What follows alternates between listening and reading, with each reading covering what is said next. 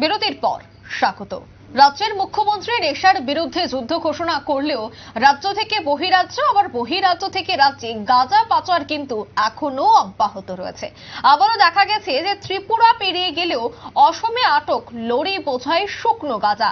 জানা যায় ত্রিপুরার সবকটি পুলিশের নাকা পয়েন্ট সহ অসমের চুরাইবাড়ি ওয়াচ পোস্টের নাকা পেরিয়ে এবার গাঁজা ধরা পড়ল বারোই গ্রামে। জানা যায় অসমের করিমগঞ্জ জেলার বারোই গ্রামে দাঁড়িয়ে থাকা BR02AA8561 নম্বরের একটি লরি থেকে শনিবার রাতে 14 প্যাকেট শুকনো গাঁজা উদ্ধার করতে সক্ষম হয় স্থানীয় থানার পুলিশ। এতে মোট 143 কেজি 255 গ্রাম গাঁজা উদ্ধার করা যায়, যার আনুমানিক কালোবাজারি মূল্য 30 লক্ষ টাকা বলে এই মুহূর্তে জানা গেছে। বারোই গ্রাম পুলিশ সূত্রে জানা গেছে যে ত্রিপুরা থেকে আসা করিমগঞ্জ অভিমুখী আসাম আগরতলা 8 নম্বর জাতীয় সড়কে একটি খালি লরিকে ধাওয়া করে একটি অজ্ঞাত অটো গাড়ি আর ঠিক তখনই বারোই গ্রাম এলাকায় এসে উল্টো গাড়িটি লরির সামনে এসে গাড়িটিকে আটক করে। ততক্ষণে পথচলতি জনগণ এগিয়ে আসলে উল্টো গাড়িটি পালিয়ে যায়।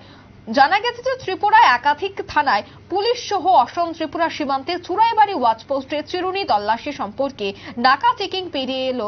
এ নিয়ে কিন্তু পুলিশের ভূমিকায় সন্দেহ বলে মনে করছে তথ্যবিজ্ঞ মহল।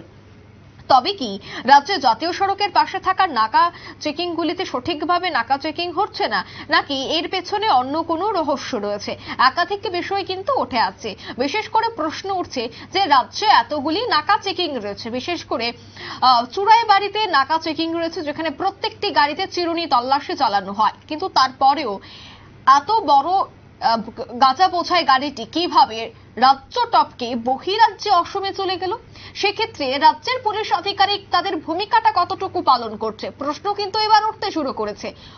নিন্দুকেরা বলছে যে নগদ নারায়ণের বিনিময়ে নাকি সবকিছুই মিটমাট হয়ে যায়, সবকিছুই নাকি ম্যানেজ হয়ে যায়। যাই হোক, সমস্তটাই তদন্ত সাপেক্ষ, কিন্তু ইতিমধ্যেই ত্রিপুরা পেরিয়ে অসমে সেই লরি আটককে কেন্দ্র করে রাজ্যের পুলিশের উপর কিন্তু নানাহ প্রশ্ন উঠতে শুরু করেছে।